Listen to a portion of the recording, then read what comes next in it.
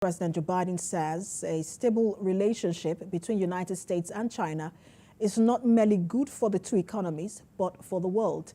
He made a statement at the Asia-Pacific Economic Cooperation Summit after breaking a year-long silence marked by rising tensions between the two countries due to the spy balloon row in February and China's claims over Taiwan, South China Sea, and U.S. export bans on advanced tech.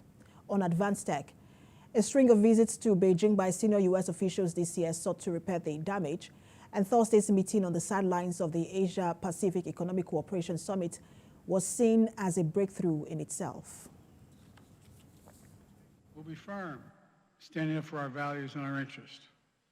And I was very straightforward, as he was with me yesterday. At the same time, on critical global issues such as climate, AI, counter-narcotics, where it makes sense to work together, we've committed to work together.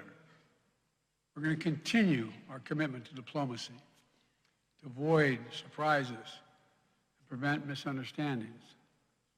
A stable relationship between the world's two largest economies is not merely good for the two economies, but for the world. A stable relationship. It's good for everyone.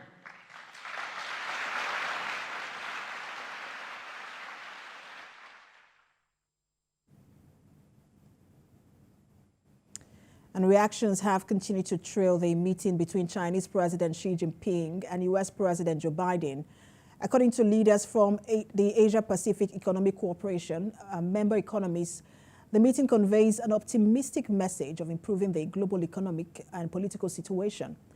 The two countries, which are the world's biggest carbon emitters, agreed on further measures to tackle climate change. They promised to cooperate to slow methane emissions and support global efforts to triple renewable energy by 2030. Looking forward to a more meaningful exchange. Without that protectionist policies, without the prejudice, China has emerged and as an important player, and we in the region want this recognition to react and accept China as a great friend and a great ally.